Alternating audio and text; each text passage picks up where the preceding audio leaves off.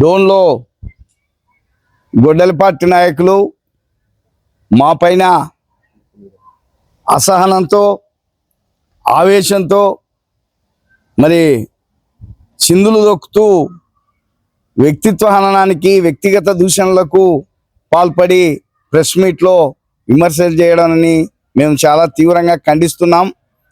ఎందుకంటే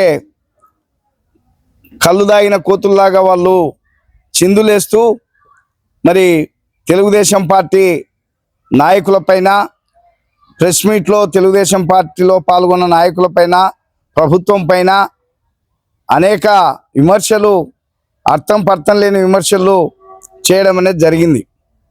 మేము వాళ్ళు ఎంత వ్యక్తిగత దూషణలకు చేస్తున్నారో వ్యక్తిత్వ హననానికి పాల్పడినారో అందరూ కూడా చూసినారు. వాళ్ళు అసభ్య పదజాలంతో ప్రెస్ మీట్లో మాట్లాడినారు.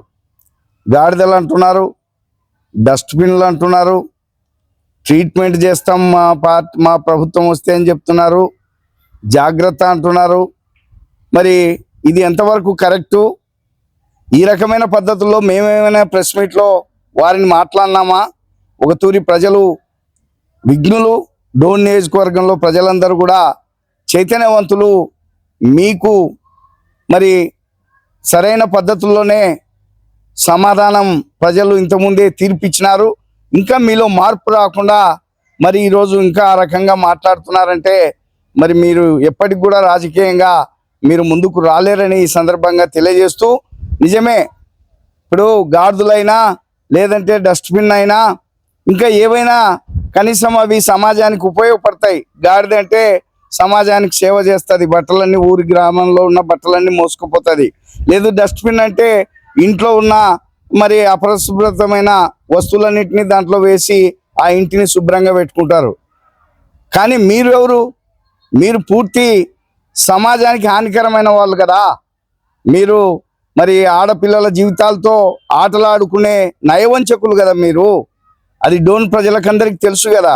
మీ ప్రెస్ మీట్లో పాల్గొన్న వాళ్ళంతా కూడా మరి ఆడపిల్లల జీవితాలతో ఆడుకున్న నయవంచకులు, లేదంటే ప్రజల ఆస్తులను అధికారం పేరు చెప్పుకొని భూబకాసుల మాదిరి వక్ఫ్ బోర్డు ఆస్తులను కానీ సమాజానికి ఉపయోగపడే ప్రభుత్వ ఆస్తులను కానీ కబ్జా చేసిన వాళ్ళు, కబ్జా చేసుకొని అనుభవిస్తున్న వాళ్ళు మీరే కదా. మరి మీకంటే హానికరమైన వాళ్ళు ఈ సమాజానికి ఇంకెవరుంటారు? కాబట్టి మీది గొడ్డలి పార్టీ, మీరు సమాజానికి హానికరమైన వాళ్ళు, ఈ పార్టీలను ఆదరించొద్దండి, ఈ నాయకులను ఆదరించొద్దండి అనే మేము చెప్పినాం. మరి ఉన్నది ఉన్నట్టంటే ఇంత ఉలికెందుకో మాకు అర్థం కావడంలే. రాజారెడ్డి గారిని మేమేమి అసభ్య పదజాలంతో దూషించలేదు.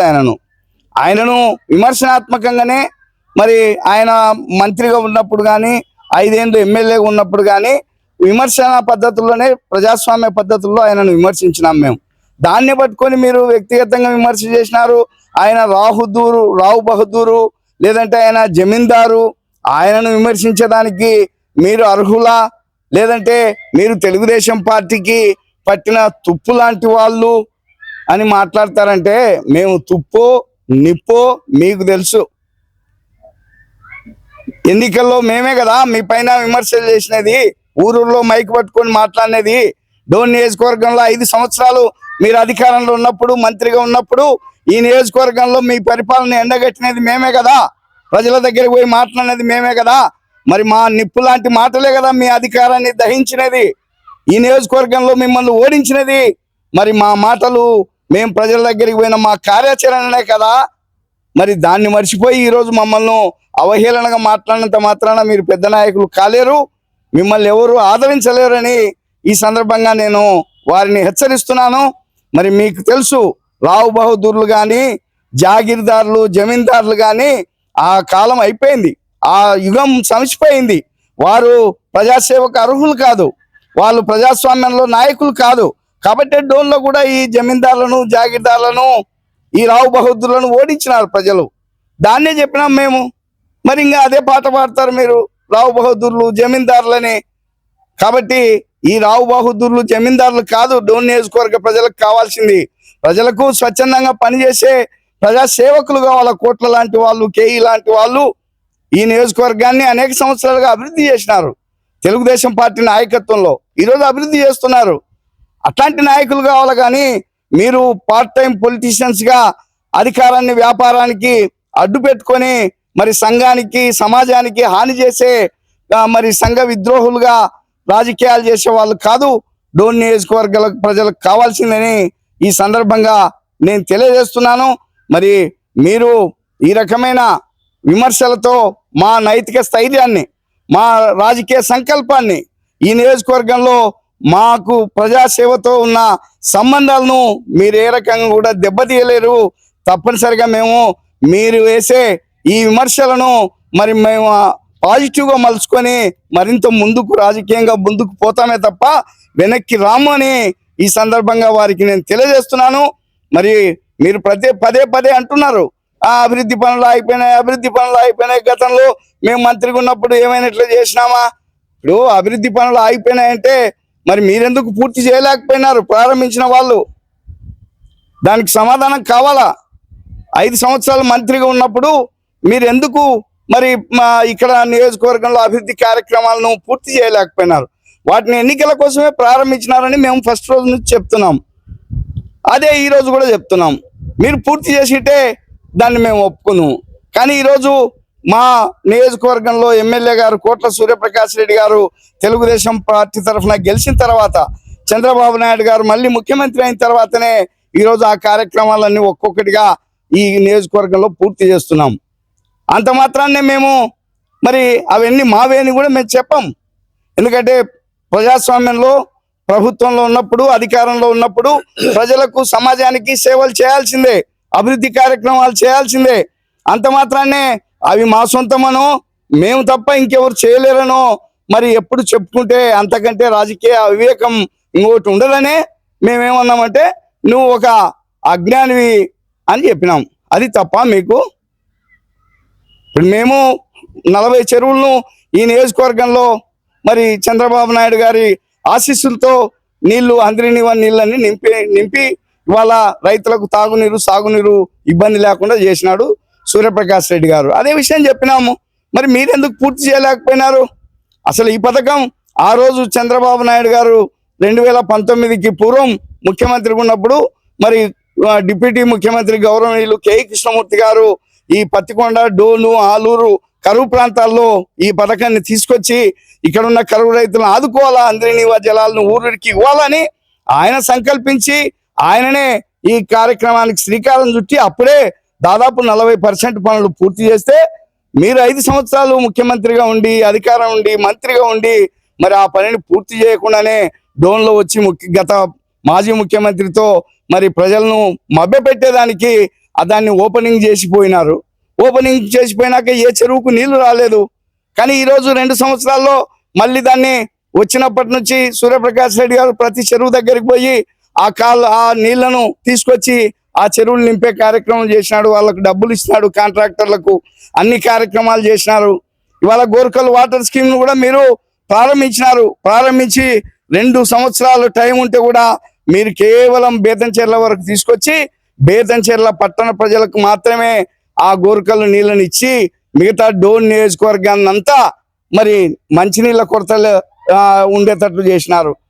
మరి ఈరోజు మేము వచ్చిన ఈ 2 సంవత్సరాలనే ఇవాళ డోన్ నియోజకవర్గంలో ప్రతి పల్లెకు గోర్కల్ వాటర్ను తీసుకొని పోయి ఇంటింటికి కుళాయి ఇచ్చే కార్యక్రమం పనులు వేగవంతంగా జరుగుతున్నాయి. డోను, ప్యాపిలి, బేతంచెర్ల మండలాల్లో ప్రజలు దాన్ని చూస్తున్నారు. కాబట్టి మీరేదో అబద్ధాలు చెప్తే ఇవాళ ప్రజలు నమ్మే పరిస్థితుల్లో లేరు. మేము అన్ని సంక్షేమ కార్యక్రమాలు అన్నీ చేస్తున్నాం. అన్ని కార్యక్రమాల్లో మా నియోజకవర్గం ఎమ్మెల్యే గారు డోన్లోనే ఉండి ప్రజాసేవ చేస్తున్నారు. ఇక ఇంతకంటే నాయకుడు ఎవరు కావాలని చెప్పి మేము అడిగినాము. మీరు అసలు ఎప్పుడు లోకల్గా లేరు కదా, ఎప్పుడో చుట్టపు చూపుగా వచ్చిపోయే వాళ్ళు కదా మీరు అధికారంలో ఉన్నప్పుడు. అదే విషయం మేము అడిగినాము. మరి ఇక్కడ ప్రజలు భయభ్రాంతులకు గురైనప్పుడు, ప్రజలకు ఇబ్బందులు వచ్చినప్పుడు, ముఖ్యంగా కరోనా సమస్య, మరి కరోనాలో డోన్ నియోజకవర్గ ప్రజలు ఎంతమంది ప్రాణాలు కోల్పోయినారు, ఎంత ఇబ్బంది పడినారు, ఎంత భయోత్పాతాలకు గురైనారు, అది అందరికి తెలుసు. అయితే దాన్ని ఈరోజు మళ్ళీ మేము మాట్లాడితే అది తప్పుగా మీకు కనపడుతుందా? ఏం చేయలేదు కదా మీరు. ఏం చేసినారు? ఏదో అసలు మీరు కరోనా గురించి మాట్లాడితే అంత నవ్వుకుంటారు. మీ కార్యకర్తలు కూడా కరోనాలో చనిపోయిన సంవత్సరానికి కరోనా అంతా అయిపోయినాక 6 నెలలకు వచ్చి వాళ్ళ ఇళ్ళకి పోయి పరామర్శించలేదా రాజారెడ్డి గారు అని నేను అడుగుతున్నాను. మీ పాలనలోనే కదా కరోనాలో ఆక్సిజన్ లేక రూయా హాస్పిటల్లో తిరుపతిలో 24 మంది నిండు ప్రాణాలు కోల్పోయినది ఆక్సిజన్ అందక. ఇంతకంటే దౌర్భాగ్యమైన పాలన ఇంకేది ఉంటుంది? కరోనాలో మాస్క్ ఇయ్యడానికే కదా, మాస్క్ అడిగిన పాపానికే కదా డాక్టర్ సుధాకర్ ను నడి వీధుల్లో బట్టలు ఇప్పించి మరి ఆయన పైన 3rd డిగ్రీ ప్రయోగించి ఆయన గుండెపోటుతో చనిపోయేటట్లు చేసిన ఒక దళిత బిడ్డను డాక్టర్ సుధాకర్ ను కరోనాలోనే కదా చంపినది. ఇంతకంటే దుర్మార్గమైన పరిపాలన ఏదుంది ఈ రాష్ట్రంలో? అందుకోసమే అది గొడ్డలి పార్టీ ఈ ప్రజాస్వామ్యంలో పనికిరాదు, ఈ సమాజానికి పనికిరాదు అని చెప్పేసి ఆ పార్టీని, ఆ నాయకులను బహిష్కరించండి అని మేము చెప్తే మరి మీరేదో గుమ్మడికాయల దొంగ అంటే భుజాలు తడుముకున్నట్లు చిందులు దొక్కుతున్నారు మా పైన. మరి మా పైన అవి లేనిపోని నిందారోపణలు చేస్తున్నారు. మీ ఆరోపణలను ఏం పట్టించుకోం. మేము తప్పనిసరిగా మేము ప్రజాస్వామ్యంలో రాజకీయాల్లో మా వంతు పాత్రను మేము నిర్వహిస్తాం. ప్రజలకు ఎప్పుడు అండగా ఉంటాం. రాజకీయాల్లో తప్పనిసరిగా మా వాణిని, మా బాణిని, మా ప్రతి అడుగు ప్రజల కోసమే వినిపిస్తూ నడుస్తూ మరి తెలుగుదేశం పార్టీ రాజకీయాల్లో కొనసాగుతాం. మీ బుడ్డ బెదిరింపులకు, మీ హెచ్చరికలకు ఇక్కడెవరు భయపడే వాళ్ళు లేరు. మీకు తెలుసు నా గురించి. నేను రాజకీయాల్లో విద్యార్థి ఉద్యమం నుంచే వచ్చిన వాడిని. డోన్ నియోజకవర్గంలో ప్రతి పల్లెలో ఏ ఊర్లో కానీ ఏ కుటుంబాన్ని అడిగినా నా గురించి చెప్పగలుగుతారు. ఏదైనా చేసింటే మంచి చేసినాను తప్ప ఎక్కడ ఎవరికి చెడు చేయలేదు. కాబట్టే 3 తూర్లు ఈ నియోజకవర్గంలో నేను 2 తూర్లు జెడ్పీటీసీగా మరి 1 తూరు ఎంపీపీగా గెలవగలిగినామంటే అది మాకున్న రాజకీయాల్లో మాకున్న స్థానం, అది ప్రజల పట్ల మాకున్న నిబద్ధత అది. కాబట్టి మీరేదో మాట్లాడితే మీరు అవకాశవాదులు, పదవుల కోసం పోయేవాళ్ళు మీరు, డబ్బుల కోసం పోయేవాళ్ళు మీరు, లేదంటే ఇంకా అసాంఘిక కార్యక్రమాలు రాజకీయాలు అడ్డు పెట్టుకొని చేసిన వాళ్ళు మీరు, భూ కబ్జాలు చేసిన వాళ్ళు మీరు, ఈరోజు మమ్మల్ని మాట్లాడతారా? మీరు దయచేసి నోరు మూసుకోండి, నోరు అదుపులో పెట్టుకోండి. మేము ఇంతవరకు కూడా మా ప్రభుత్వం వచ్చినాక ఇన్ని సంవత్సరాలకు ఇప్పటి వరకు కూడా మా నాయకుడు సూర్యప్రకాష్ రెడ్డి గారు మీకు ఎంత ప్రజాస్వామ్యయుతంగా స్వేచ్ఛ ఇచ్చినాడో మీకు తెలుసు. అది ఆ స్వేచ్ఛ ఉంది కాబట్టి మీరు ఈరోజు ఒంటికాలి పైన మా పైన లేసుకొని మాట్లాడుతున్నారు. మీరు ఎంత హింసలు పెట్టినారో, ఎన్ని కక్ష సాధింపు రాజకీయాలు చేసినారో డోన్ నియోజకవర్గ ప్రజలు దానికోసం మిమ్మల్ని ఓడించినది. మీరు అంటున్నారు మేము స్వేచ్ఛగా మైనింగ్ వ్యాపారాలు చేసినారు, స్వేచ్ఛగా మరి రియల్ ఎస్టేట్ బిజినెస్లు చేసినారు, స్వేచ్ఛగా వ్యాపారాలు చేసుకున్నారని. మీరు ఎప్పుడు దాన్ని మర్చిపోవద్దండి. రాండి, చూపిస్తాము మీ పాలనలో ఎన్ని మైనింగ్లు మూపించినారో, ఎన్ని మైనింగ్ల పైన మరి పెనాల్టీలు వేపించి కోట్ల రూపాయలు వాళ్ళని హింసించినారో. మీకు సరిపోని వాళ్ళను తెలుగుదేశం పార్టీ నాయకుల మైనింగ్లన్నీ మూపించినది మీరే కదా. అందరిపైన ఎస్సీ ఎస్టీ కేసులు పెట్టి కోర్టులో చుట్టూ తిప్పినది మీరే కదా, మీ పరిపాలననే కదా. అందుకే మిమ్మల్ని ఓడించినారు. బేతంచెరలో 4000 ఓట్లు డెఫిసిట్ అయినాయంటే అదే కదా కారణము. డోన్ రూరల్ మండలంలో మీకు మరి డోన్ టౌన్లో కానీ మీకు లెస్ అయినారు, మీకు మెజార్టీ రాలేదంటే మరి ఇక్కడ ప్రజలు మీకు వ్యతిరేకంగా ఉన్నట్లే కదా. కాబట్టే మా పరిపాలన ప్రజారంజకంగా సాగుతుంది. మా ప్రభుత్వం ప్రజల కోసమే నడుస్తుంది. ఈ రాష్ట్ర ముఖ్యమంత్రి చంద్రబాబు నాయుడు గారు మరి పరిపాలనను ప్రజల కోసమే అంకితం చేసి పనిచేస్తున్నాడు. రాష్ట్ర అభివృద్ధిని లక్ష్యంగా పెట్టుకొని చంద్రబాబు నాయుడు గారు, నారా లోకేష్ బాబు గారు, పవన్ కళ్యాణ్ గారు, నరేంద్ర మోడీ గారు ఆశీస్సులతో ఈ రాష్ట్రాన్ని అభివృద్ధి పదంలో నడిపిస్తున్నాడు. పరిశ్రమలు తీసుకొస్తున్నాడు. రాయలసీమ లాంటి ఎడారి ప్రాంతంలో, రాయలసీమ లాంటి కరువు సీమలో, రాయలసీమ లాంటి ఫ్యాక్చర్ గడ్డ పైన ఇవాళ మరి శాంతి కుసుమాలు వికసించేటట్లు, అభివృద్ధి కుసుమాలు, అభివృద్ధి ఫలాలు ప్రజలకు అందేటట్లు అనేక పరిశ్రమలు తీసుకొస్తున్నాడు. మరి అనేక ప్రాజెక్టు, నీటిపారుదల ప్రాజెక్టులను ప్రారంభిస్తున్నాడు. ప్రతి ఎకరాకు నీరిచ్చే కార్యక్రమం తీసుకున్నాడు. రైతులకు హార్టికల్చర్ హబ్బు ఇవాళ రాయలసీమలో ఏర్పాటు చేస్తున్నాడు. మరి అనేక పరిశ్రమలు కడపలో, స్టీల్ ప్లాంట్ పుట్టపర్తిలో, మరి యుద్ధ విమానాల పరిశ్రమ జొన్నగిరిలో మరి స్వర్ణగిరిగా మార్చి బంగారు గనులు తీసుకొచ్చే కార్యక్రమం చేస్తున్నాం. ఇంతకంటే మరి తెలుగుదేశం పాలన ప్రజలకు ఇంత ప్రజారంజకంగా సాగుతుంటే మీరేదో ఆకాశం పైన ఉమ్మేసేదానికో, అరచేతిని అడ్డు పెట్టి సూర్యకాంతిని ఆపేదానికో ప్రయత్నం చేస్తే మీరు అర్భకులు, మీరు బావిలో కప్పలు, మిమ్మల్ని ఎవరు పట్టించుకోరు, కాలగర్భంలో చరిత్రహీనులుగా మిగిలిపోతారని చెప్పేసి గొడ్డలి పార్టీ నాయకులను హెచ్చరిస్తూ ఈ ప్రెస్ మీట్లో నేను హెచ్చరికలు చేస్తున్నాను.